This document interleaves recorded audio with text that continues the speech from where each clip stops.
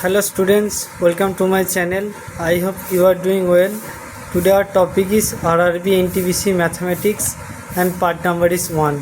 So this class is completely based on SICN, simple interest and compound interest.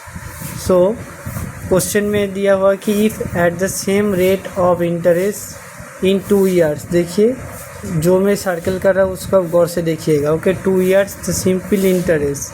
Okay, मतलब 2 साल का simple interest दिया हुआ है 40 रुपीज़ एंड कंपाउंड इंटरेस्ट मतलब CI दिया हुआ है 42. ठीक है. Then what is the principal, मतलब हम लोगों को P निकालना होगा. ओके, सो पहले तो हम लोग को SI निकालना होगा, फिर PI तक जाना होगा. देखिए इधर दिया हुआ कि at the same rate of interest, मतलब R का जो वैल्यू है वो बोथ SI एंड CI में सेम है. ओके, सो देखिए पहले देखिए 2 साल का जो सिंपल इंटरेस्ट है वो 40 रुपीज़ दिया हुआ है, तो 1 साल का ऑब्वियसली 2 से डिवाइड होकर 20 हो जाएगा. तो इसका मैं एक सिंपल मेथड बोल देता. देखिए 2 ईयर है ना, तो इसको 2 बार लिखिए. फर्स्ट ईयर के लिए, 2 ईयर के लिए. आप देखिए 42. आप जानते हैं कि CI जो है सिंपल इंटरेस्ट वो क्या होता है,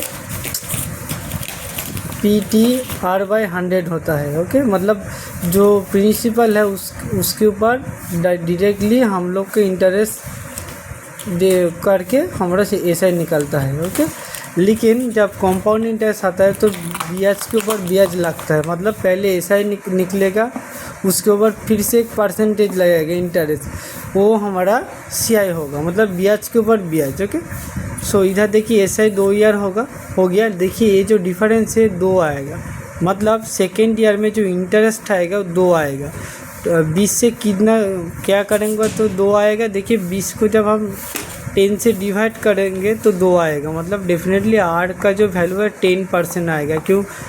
क्योंकि 10% का वैल्यू है 1/10. 1/10 इंटू 20 जब करूँगा तभी 2 आएगा. ओके, अब हम लोगों को देखिए SI मिल गया 20. देखिए SI मिल गया 20, R मिल गया 10%. सो इधर से आसानी से हम प्रिंसिपल निकाल सकते हैं.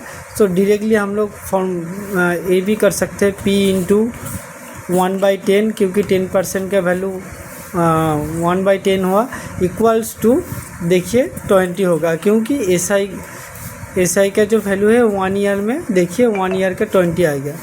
सो इधर से P का जो वैल्यू है ये मल्टीप्लाई करके 200 आ गया. सो ऑप्शन बी हमारा. सो ये वाला जो टॉप मतलब क्वेश्चन है बहुत ही ट्रेंडिंग है. RRB NTPC SSC JEE RRB JEE and RRB technician grade 3 तीनों में बहुत बार पूछा गया है. वैल्यू चेंज करके पूछेगा. तो क्वेश्चन में आपको रेट ऑफ इंटरेस्ट सेम दिया होगा तभी ये चीज़ अप्लाई होगा. 2 ईयर का SI दिया है, 1 ईयर के लिए 20 हो जाएगा. 20 2 बार लिख लीजिए 2 साल के लिए.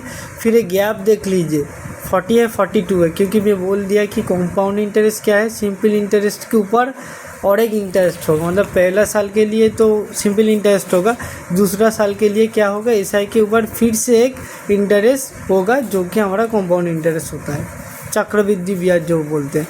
तो उसके लिए देखिए 2 का गैप कैसे आएगा, जब इस 20 को 10 से डिवाइड करेंगे. 10 मतलब क्या है, 1/10 मतलब 10%.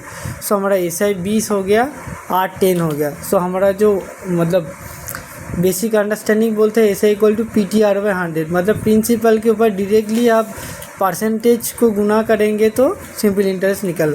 देखिए P इंटू 1/10 इक्वल्स टू देखिए 20 हमको मिल गया, तो P का वैल्यू 200 आ गया. So I hope you guys are clear with this concept. So please like, share and subscribe. Have a nice day. Thank you so much.